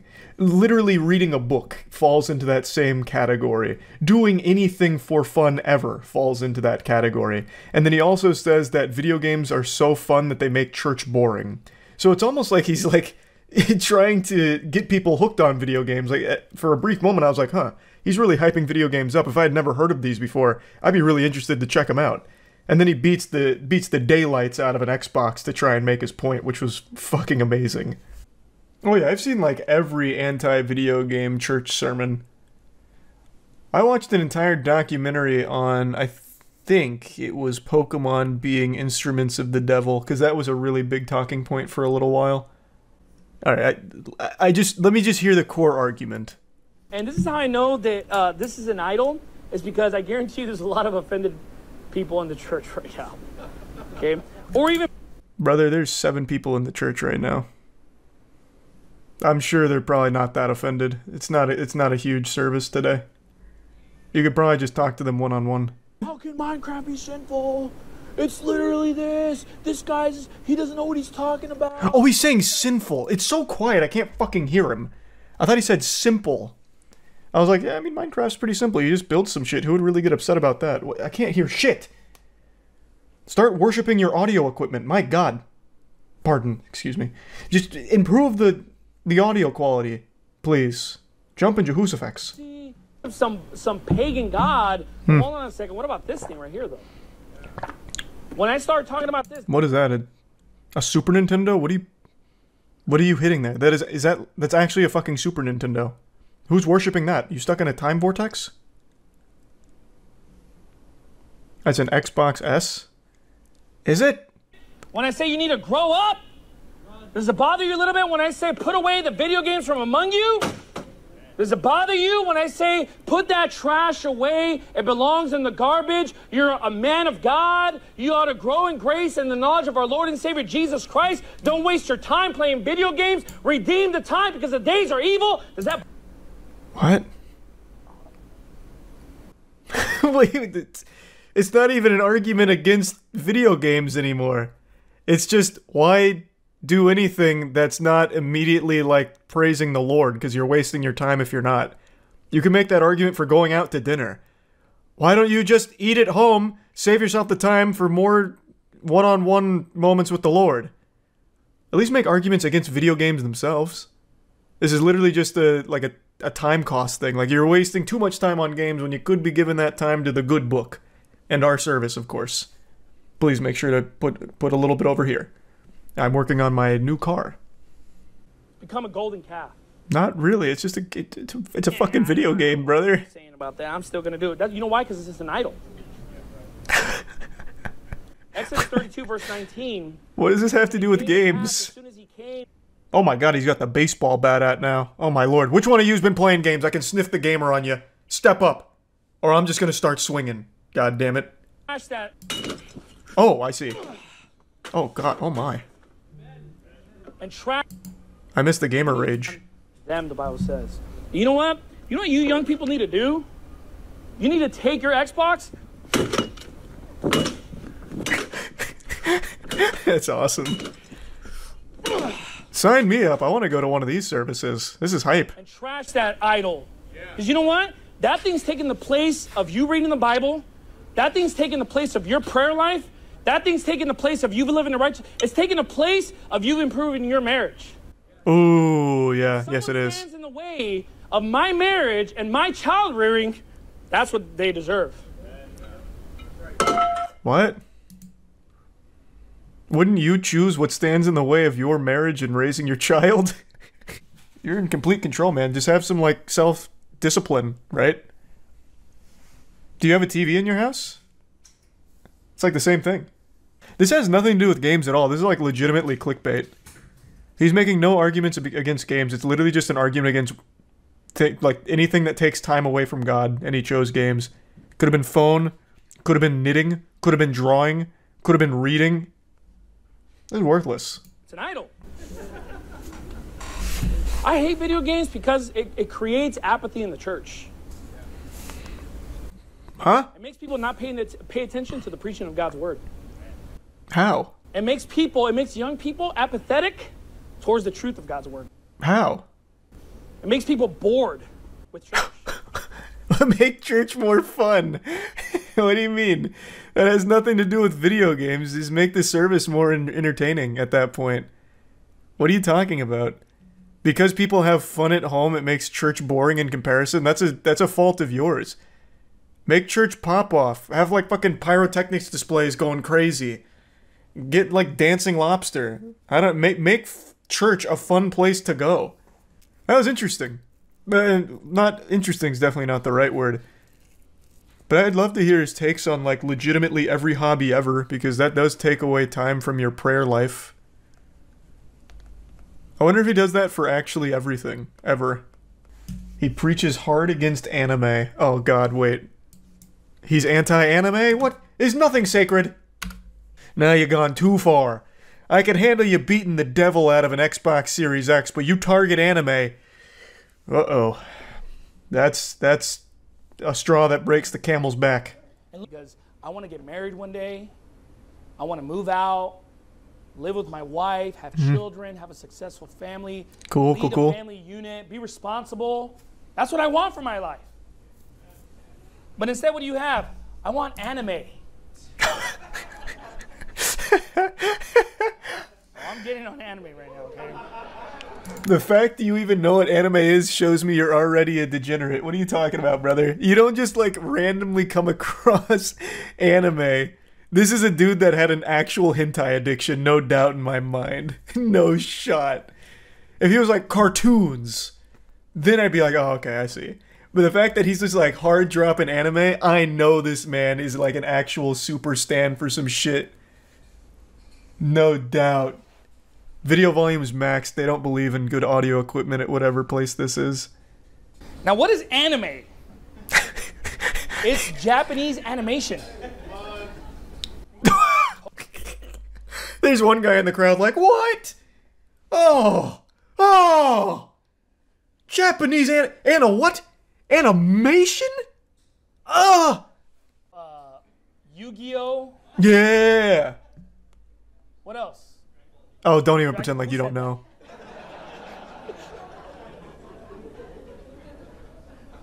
Dragon Ball Z. Now look, he's guys, finding the sinners. This is nonsense. And look, I know how this Who's works. saying amen? It's just a... Anime, some people like... he's a good guy, he's a good person, but there's a level of immaturity. Where does that come from? It comes from anime. Comes from anime. Why don't they want to get married? Finally, anime. we know. True. Married to some stupid drawing. Ridiculous. Fucking waifus. One Japanese animated girl,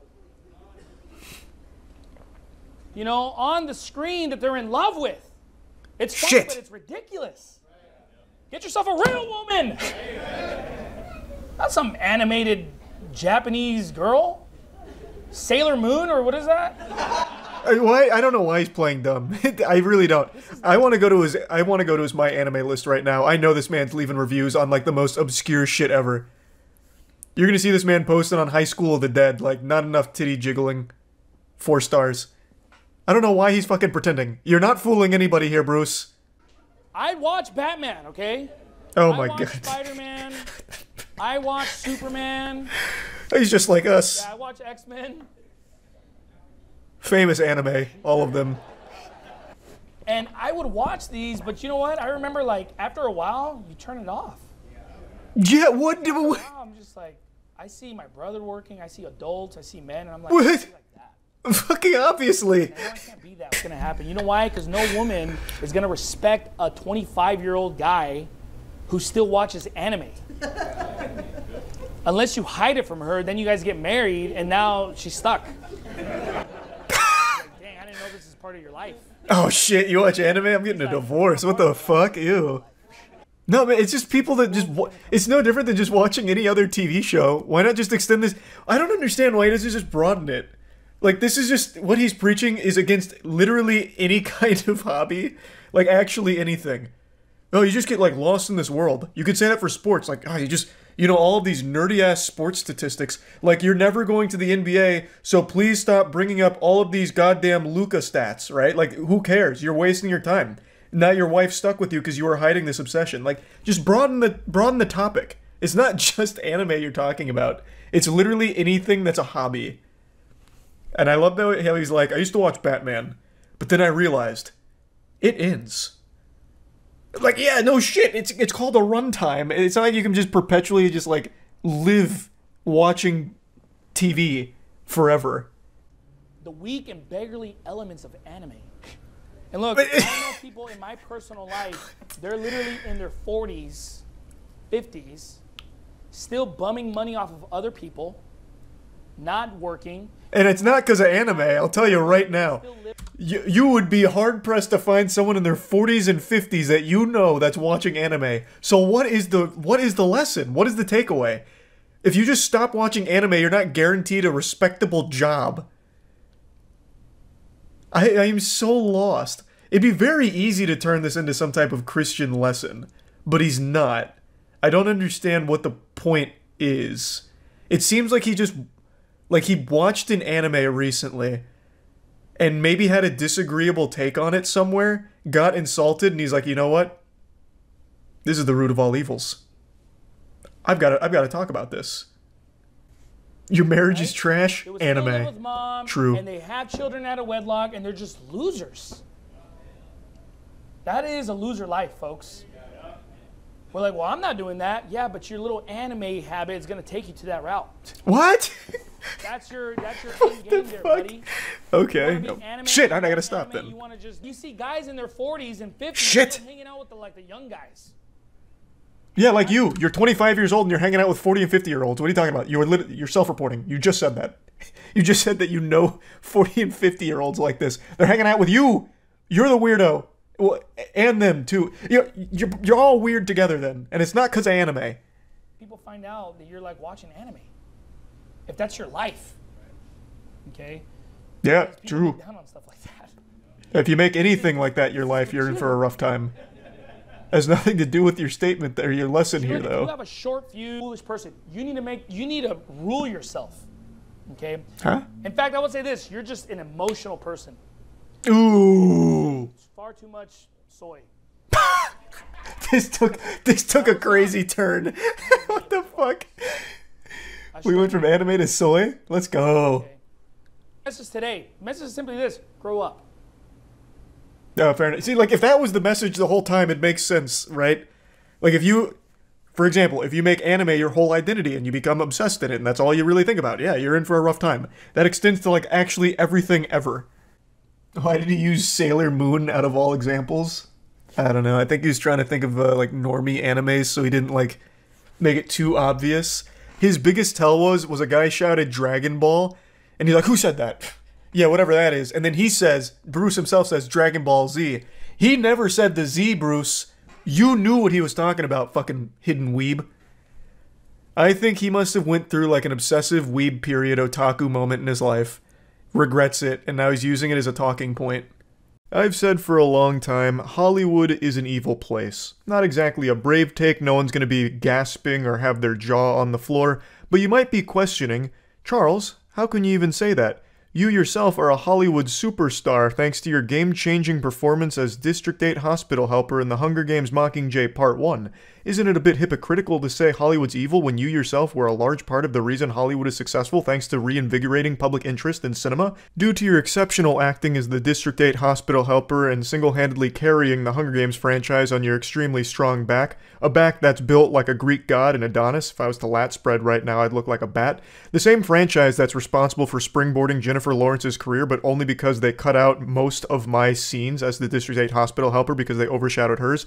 And of course, you're not wrong, my sweet sunflower, but it's because of this level of expertise with a performance like mine, District 8 hospital helper, which is still widely studied across all theatrical colleges across the nation, that I am able to say with a high level of confidence that I know just how corrupt and evil Hollywood is from the inside. It is rotten to its very core. And it's extremely nice to see that most people are really waking up to how fucked up Hollywood is as an industry.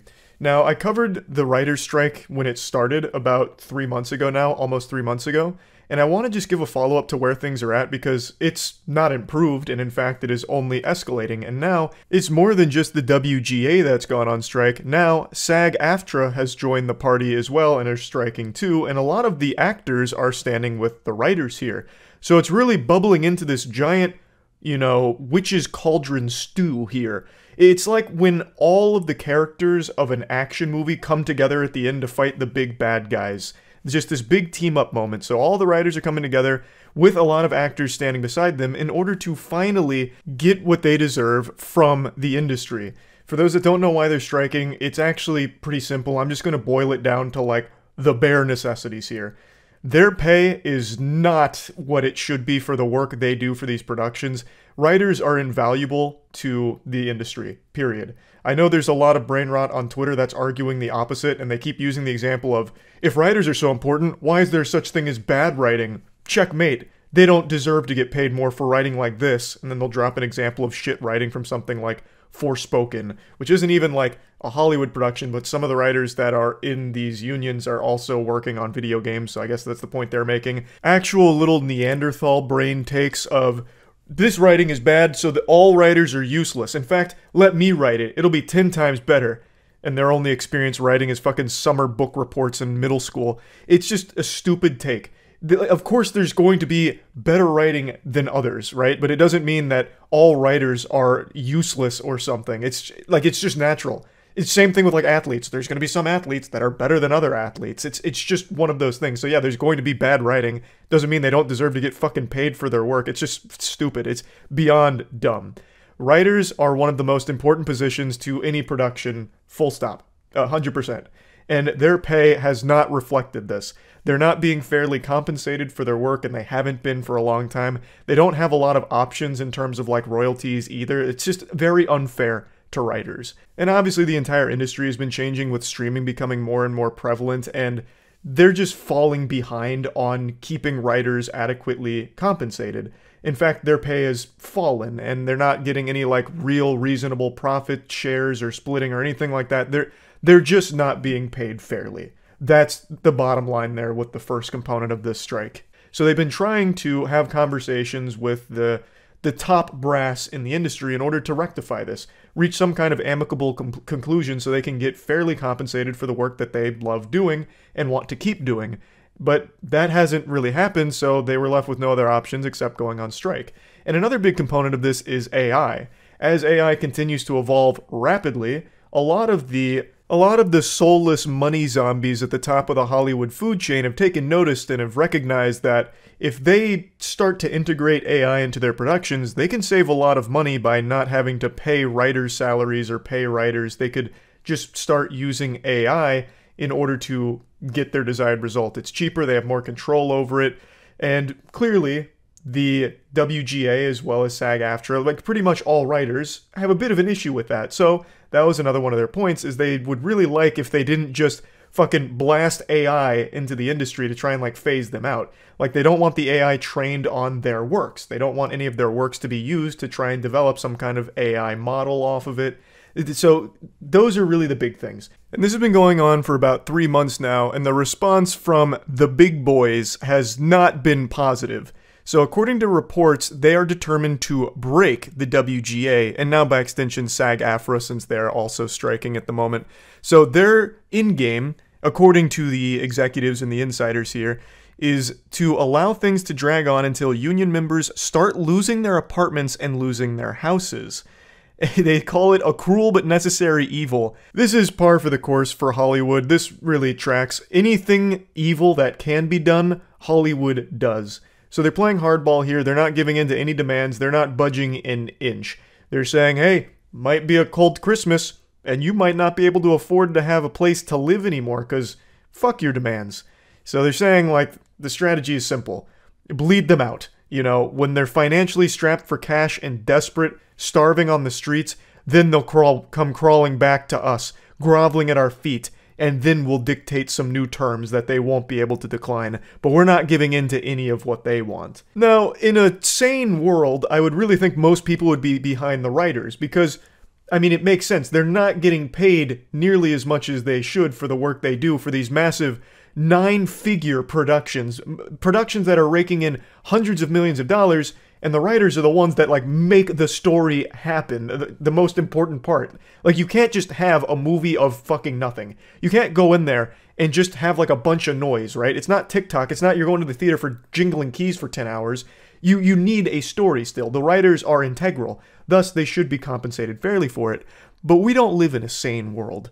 We live in a clown world. So there is a ton of people on Twitter that are saying that the writers are unreasonable and that the executives are in the right here. The executives are the heroes in the story and the writers are the bad guys, which blew my fucking mind. The fucking goofball goober CEO of Disney, Bob, said that the writer is very disturbing to him, having a wambulance moment, some fucking French cries, going over like, oh, I can't believe they're striking. It's so unrealistic. You're ruining the industry, guys. Why do you want more money? How could you be so greedy? Coming from a guy who's making $20 million a year annually, the writers are extremely important. And coming from someone like this with a salary like that, I don't know who on Twitter who could read these stories and then start pumping their fists saying, yes, those are the good guys. Those are the heroes of the story, the champions of justice. The fucking soulless husks with unimaginable wealth that are exploiting their workers, fucking their butt with a smile on their face. It makes no sense to me because, again, most people on Twitter are either children or normal working class people, not multimillionaire celebrities. So how can you, as like a normal working class person, be excited and celebrate that other working class people like yourself are being exploited? It actually just doesn't compute up here in my noodle how you reached that part of decay in your mind. Like, why wouldn't you want the workers to get paid more? Why would you want the wealthy executives to continue to nickel and dime all of their employees in order for them to make more tens of millions per year on their annual salary? Like, I don't get how, like, a normal person sides with them. Like, they're not going to give you money just because you're fighting PR battles for them on Twitter. Dumbass Disney CEO Bob's not going to find your Twitter account and start clapping for you. He's not going to just swoop in there and be like, you know what, Jacob? I am so glad you made this tweet. You're right. It is unreasonable and downright criminal that our writers want more money. It does. Where did we all go wrong as a society? Wanting some kind of profit sharing or some other compensation? It is ridiculous, Jacob, and you are right. Here's $5 million. Give me your PayPal. It's not going to happen. Like, I don't know why you're blaming writers either. There's a lot of people getting mad at writers because now their favorite shows are being affected, so they're going on a hiatus and a break because there's no one writing it. And now they're getting mad at the writers, like, just go back to doing your fucking jobs. When what they're trying to do is what every worker tries to do.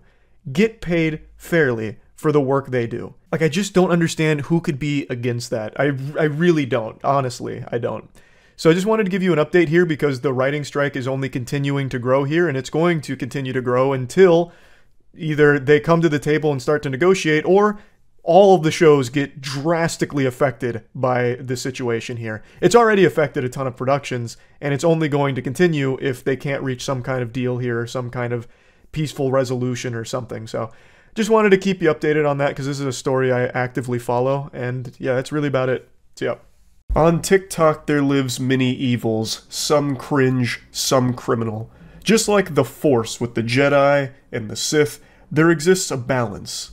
And today, we're gonna tiptoe and tap dance all over that line between cringe and criminal as we look at a completely deplorable individual named Madison who hatched a diabolical scheme to fake cancer, apparently with the goal of getting her family back together. At least according to her, that's the statement she made in court as to the motive behind faking cancer. Which, if that really was the goal of it, that is a worse plan than anything Ed, Edd n Eddy ever hatched for jawbreakers back in the day. It makes no sense, but basically, she faked cancer, eventually started getting, like, public speaking gigs, I suppose. She documented her battle with it in an attempt to, like, uplift people, I suppose. She also made a GoFundMe, which collected, like, $37,000, which turns this whole thing from just a complete fabrication for the sake of attention, possibly, into a full-blown scam where she was taking money from people under a complete lie. And then, eventually, the whole house of cards came crumbling down after an investigation concluded that she made everything up. Now, I can't find the first videos she started to post about this. It only exists, from what I can find, in a Ray William Johnson video he just posted covering this, so I'm just going to show you a clip from that. They found a mass on my pancreas, and I had stage 2 pancreatic cancer at just 19 years old. Oh, but that's not even the worst part. She also had leukemia. The 5-year outlook of survival is a slim 11%. But does all this stop Madison? No way. She sees it as an opportunity to document her battle and uplift others. What an incredibly evil thing to lie about. Now, of course, she's far from the only person on the cyberspace to lie about having cancer. In fact, there was a really recent story I just talked about like a month ago about a poker player who lied about having terminal cancer in order to raise money to enter a poker tournament. But anyway, back to Madison. So she posted a lot of update content going over what was happening, and this includes photos that she would take. Photos that she would stage, since she didn't actually have cancer. And I can't find a ton of them. The only one that I can find that was a big smoking gun is, again, from Ray William Johnson's video. So he's got, like, all of the old artifacts here to preserve the story, I guess. So I'll show you a picture of it here, which is this. And a lot of medical professionals saw this and noticed that there was some very fishy shit going on here. It was starting to raise some red flags, sound the alarm bells that, uh-oh, this may not be a case of her having cancer, but instead an undiagnosed case of terminal clout disease. God rest her soul. So the medical professionals pointed out a lot of things that just didn't make sense about the photo. Some inconsistencies, not even using real medical tape, just a laundry list of problems with the photo, and anonymously reported it as suspicious. It got the attention of the Eldridge Police Department, and they conducted an investigation, eventually subpoenaed for medical records from Madison, and found that she'd never been diagnosed with any kind of cancer or tumor from any medical facilities. So it turns out her cancer diagnosis is about as real as Goatman, which is to say, not real at all. Sorry to all the Goatman enthusiasts out there, I don't mean to burst your bubble. I know it's a tough pill to swallow, but it is what it is. He's not real. But what is real is this mugshot right here. Madison was arrested in January. I also didn't mention that even outside of like that one big photo that a lot of people pointed out and heavily scrutinized for inconsistencies, she was posting other photos that weren't hers, apparently. She would use photos from actual cancer patients and post them as if they were her updates, which is unbelievably evil. Like, the whole thing is so genuinely disgustingly evil, but like, to me, when I learned that portion of it, I couldn't believe just how low she sunk for this. Also, it was recommended that Madison not face prison time because she didn't have criminal history and had good grades in college, was employed, which made her less likely to reoffend. Which I think is a bunch of baloney. What a load of dirty barnacles. What do her good grades in college have to do with anything here and her ability to lie about having cancer again? No, she'll never do this again. Wait, look at her report card. She has an A in kinesiology. Obviously, she's not going to pull this stunt again. Don't be ridiculous. No prison time at all. She's learned her lesson. Just slap her on the wrist, send her home. So, someone spoke up about that. Her name is Rhonda Miles, and she runs a pancreatic cancer foundation in Nashville, and they actually donated to Madison and testified at the hearing. It was devastating to sit there and watch Scott County prosecuting attorney act like a defending attorney, so that was tough. And I think she'll have a lot of questions to answer from the locals on that at some point. Why are you defending this girl when you were supposed to be prosecuting? I couldn't agree more. This is not something that is just some whoops-a-daisy mistake kind of silly, stupid, quirky, dumb decision that a young person makes. It's not. This is a cold, calculated, evil plan that she did make like $39,000 from. I don't know why they took it so lightly here. But anyway, before I get to what her sentencing looked like, why don't I let you hear from her herself when she talked about this in court. 20-year-old Madison Russo pleaded guilty to a charge of first-degree theft after police said she pretended to have cancer and received donations online. I didn't do this for money or greed. I didn't do this for attention. I did this in an attempt to try and get my family back together. I saw a comment point something out pretty profoundly. It said her plan was to get the family back together, and it worked. They all came to court with her. And I was like, yeah, you know, that's pretty accurate. She never said how the family was going to come back together, so, you know. But I don't necessarily believe that. I feel like if the plan was to get the family back together, why the fuck are you making a GoFundMe and making money off of it, right? Plus, let's just assume that your nefarious plan you cooked up worked and your family all did come together to support you. It's absolutely going to crumble when you don't go to doctors to get your treatment, right? So if the family came together, they would immediately know that you are a lying sack of shit because you would not be going to any of these treatment facilities and they'd want to support you, right? So they would immediately know that something is wrong since you're not actually getting any treatment from any medical professionals. It doesn't make sense. So I don't think that was the real motive. That was just trying to weasel her way out of a very, very serious situation here because she scammed people out of $39,000. Now, she was ordered to repay that money that was donated to her, which is good. So all of the people who donated money, I believe, got money back for it. So it's at least a nice conclusion for them. They didn't just lose out on that forever. The judge sentenced Russo to a suspended sentence of 10 years. That means she won't go to jail unless she gets in trouble in the future, but it will go on her record. And basically she received probation where as long as she doesn't do anything stinky again in the next 3 years, she won't go to jail. But if she does reoffend and do something bad, then she will. Overall, I think she got off pretty easy from this. Oh, I forgot to mention she has 100 hours of community service work, which, you know, that's not exactly the harshest punishment here to fit the crime, if you ask me. To deceive people with a lie like this here and rake in $39,000 with people that believe they're supporting a cancer patient who's going through an incredibly intense battle is so sickeningly disgusting. And I cannot believe how light the sentencing on not only her case, but cases similar to this have been in the past. Like I said, she's not the only one to do this. She's actually far from the only one to do this. But for some reason, they never actually face big repercussions for it. And I guess I just don't really understand why. Because it is still a big, very lucrative scam that they're engaging in. It's highly illegal. So why is it always so light with the punishment? I don't know. Sometimes they don't even face punishment. There's been a couple of times in the past online where people have faked cancer, got a bunch of donations, and then just left, vanished. And they, you know, come back a couple of years later, pretend it never happened, and they're just fine. They don't get in any trouble or anything. I don't know. It's just so weird to me. But yeah, I wanted to go over this pretty evil case here of a TikToker being a big ol' sack of shit. That's about it. So yeah.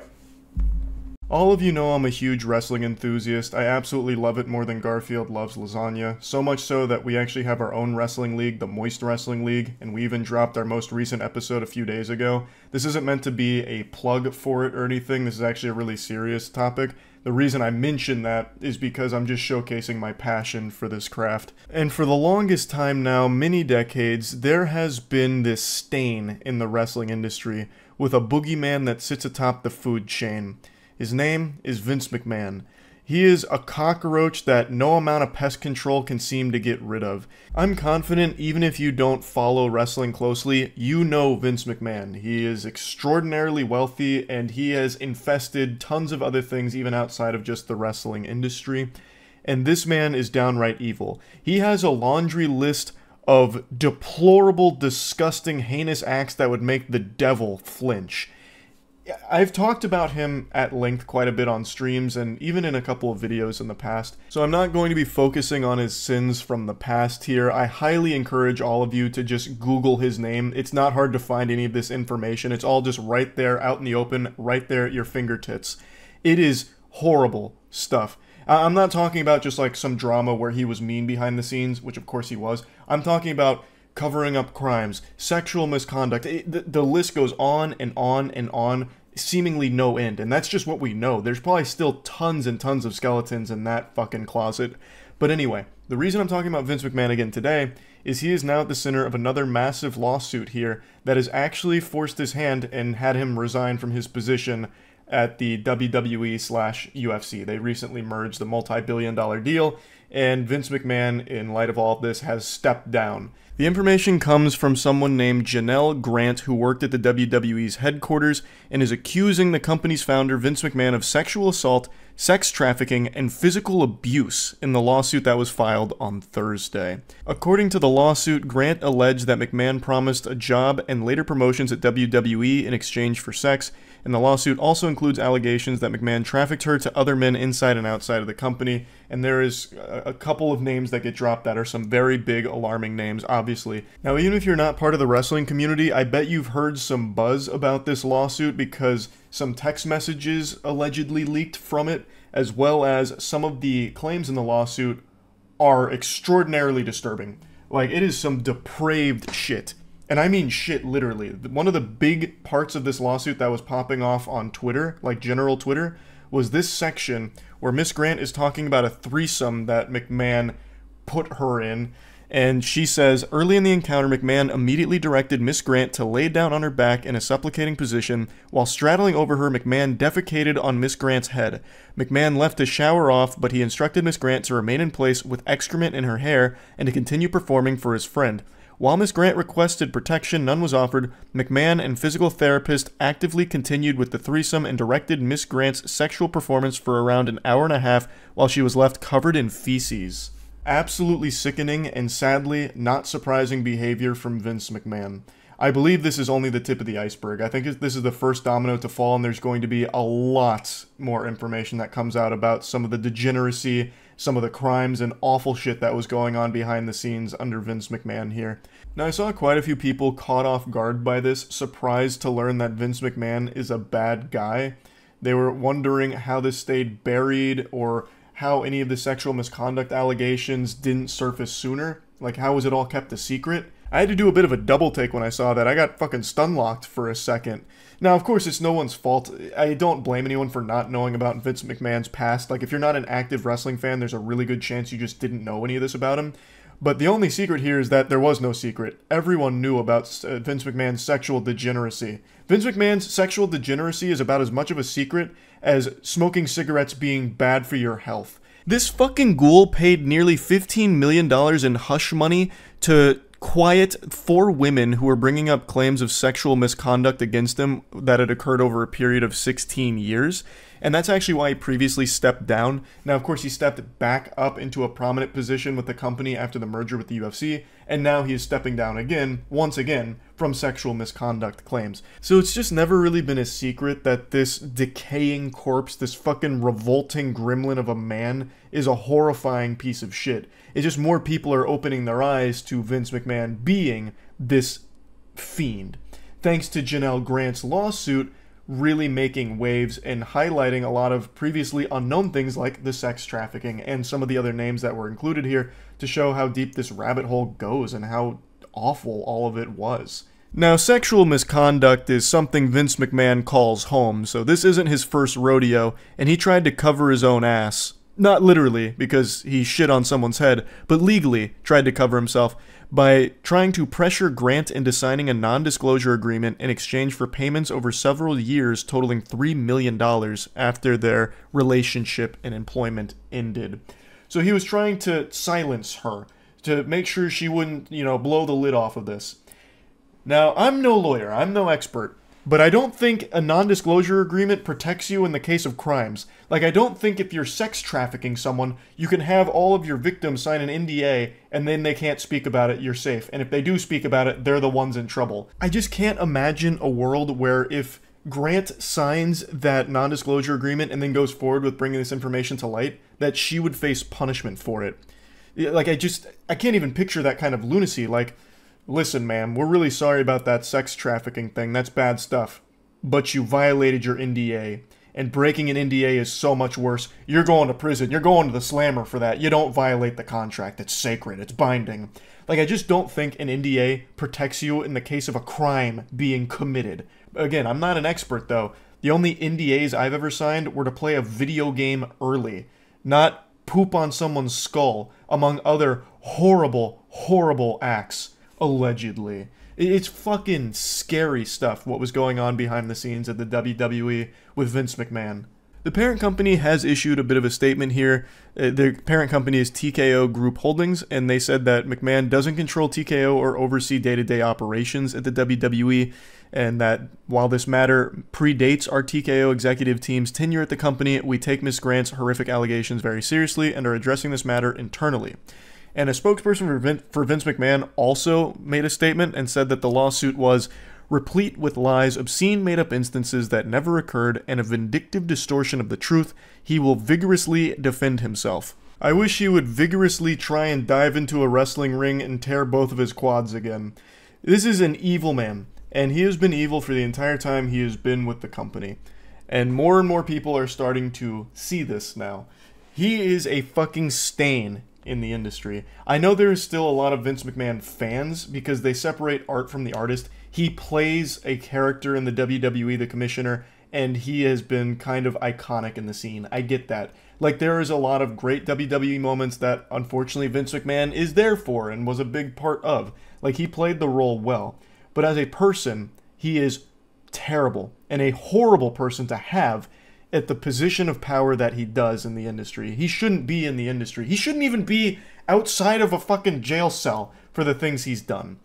Like, I can't separate art from the artist when it comes to something like this. I just can't do it. I know there are people that are, and I'm not, like, mad at you for it or anything, but I can't. He is just absolute trash, scum, the lowest of the low, and I will, of course, be keeping my eyes on this lawsuit as everything continues to develop here. I just wanted to give you, like, the very bare bones of it, like, the basics. There is so much to it. I urge anyone out there that's curious to take a look, but just fair warning, it is disturbing. It's very not pleasant to read. So yeah, just wanted to talk about it a bit. That's it. So yeah. I'll be honest, I don't usually cover topics like what I'm about to touch on today because it's extremely serious. Usually the stuff I cover is things to point and laugh at, throw tomatoes at, say boo, stinky, yucky, boo. Not this. This is horrifying. It's a story I haven't seen a ton of people mention, and I myself didn't know about it until a few nights ago where just some random chatter during stream mentioned it, and I looked it up and the information was only a few minutes old. Like, I don't even know how that guy had access to it so quickly unless he's like one of the chief investigators on the case that just typed it in the chat. But when I looked it up there wasn't a ton of specifics mentioned about the case, but I followed it over the last few days as more and more information has come to the public eye. It is truly evil. And to my knowledge, this is the first case where a live stream was used as an alibi in a murder case or anything of that magnitude. There of course has been cases like with Facebook live streams and even YouTube a couple times where horrible atrocities were committed live, but I think this is the only time that someone has tried to use a live stream to prove their innocence and act as a smokescreen to cover up their crimes. Now, the person I'm about to talk about hasn't been found guilty yet, but they have been charged with murder with overwhelming evidence. Extremely compelling and strong evidence. On December 18th in Ireland, a woman named Natalie McNally was stabbed to death in her own home. She was 15 weeks pregnant at the time of her death. And the person accused of the murder is a man named Stephen McCullough. He is a YouTuber as well as streamer. He mainly focused on toy reviews as far as I can tell, specifically seeming to be a big Doctor Who toy reviewer. So what happened is, on the night of Natalie McNally's murder, Stephen McCullough went live on his channel. And this live stream is still up right now. It's a 6-hour live stream. And this was crucial evidence to prove his innocence on this evening. Because how could McCullough have possibly killed someone when there's proof of him streaming from his home at the same time that the murder had taken place? So they eventually, after bringing him in initially on suspicion of being involved in this case, let him go, because this live stream did serve as a pretty good alibi for him. Plus, this wasn't just streamed to 0 viewers, there were real sentient human beings with a pulse there to watch this stream, so should any of this information ever come to light, there would be a lot of witnesses saying, no, I was watching him stream, he was 100% at home. So that was his whole plan. And while this worked for a brief period of time getting him out of suspicion, it was an ephemeral victory because after the investigators combed through about 4,000 hours worth of CCTV footage, they kind of pinned his whole location. They got his whole itinerary here. They were able to track him around and follow him around like it was a fucking Sims character. So not only did they see him through the CCTV evidence, but they also have the account of the taxi driver. They even took notice of things like a yellow glove underneath a black glove while giving change to a bus driver. And with all of this, they had a really strong case against him being the murderer. But they still had that live stream to explain. Because again, there is a live stream that did span the entire course where all of this took place. So how the fuck does this happen? You know, is he David Copperfield? Like, what, 2 places at once? Is this some kind of prestige situation where he had like a twin or a clone of himself? The actual answer is it's far simpler than you would possibly ever think. The live stream was fake. Yes, the stream went live on his channel during this whole period of time, but it wasn't actually a live stream. It was a pre-recorded video that Stephen McCullough had recorded days prior in order to look like a live stream, to mimic a live stream, so that way it could be used as an alibi for him. And when you watch the live stream, which again is still up on his channel, there are so many alarming red flag moments throughout it, even from the get-go. So he mentions at the very beginning of this live stream that he's not going to be able to read chat for a variety of technical reasons. One of them being it would crash his computer, it'd freeze the computer, it'd ruin the whole stream because of all of these deep tech problems that he couldn't solve. Everything's gone cattywampus, so he won't be able to read your chat. More like, Doctor, who's talking? Because I can't see you, I'm not reading chat. He just keeps reiterating over and over and over again that there's going to be no chat interaction. Because obviously, since this is a pre-recorded thing, there is no chat for him to read or interact with. Well, because this streaming software is kind of up the left, it means I can't check the live chat, which is a real shame.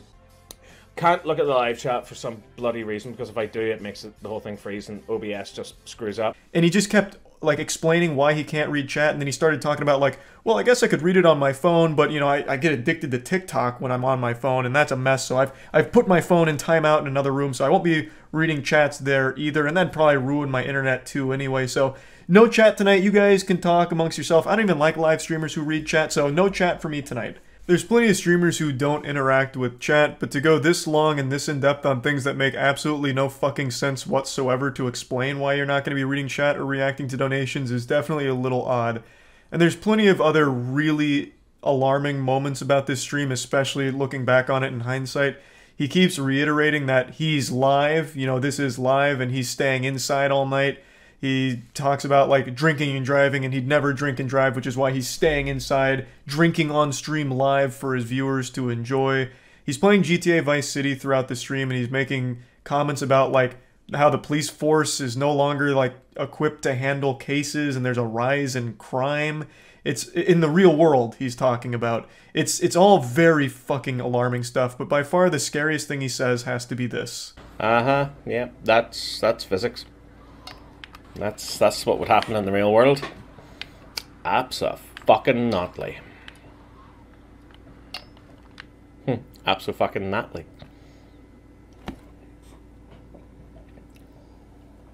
Completely out of nowhere, unprompted, he mentions someone named Natalie in a pretty menacing way.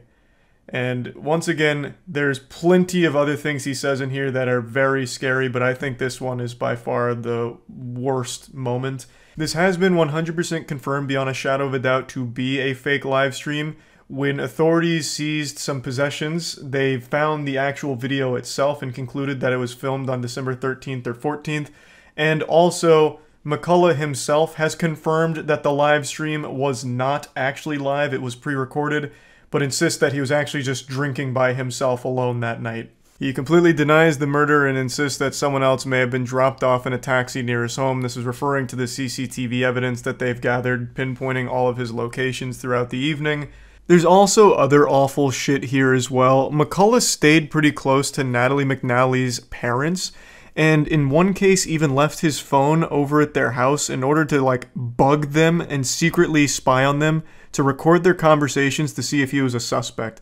So McCullough went to the McNally house, left his phone on record, and left, but returned 40 minutes later claiming to have forgotten it. And police were saying that this was an attempt to listen into their conversations to see if they suspected him of anything in this. I can't envision a world where Stephen McCullough is not the person who committed this crime. There is just an overwhelming amount of evidence against him. And he still doesn't have a real explanation for what the possible motive to faking the live stream would even be. Nothing that makes sense, at least. And then randomly dropping Natalie's name during it. I just cannot imagine that this man is innocent, but he hasn't been found fully guilty of being the murderer yet. But yeah, overall, a horrifying situation. I'm wishing the absolute best for the McNally family, and I'm hoping justice is served here. That's about it. See ya.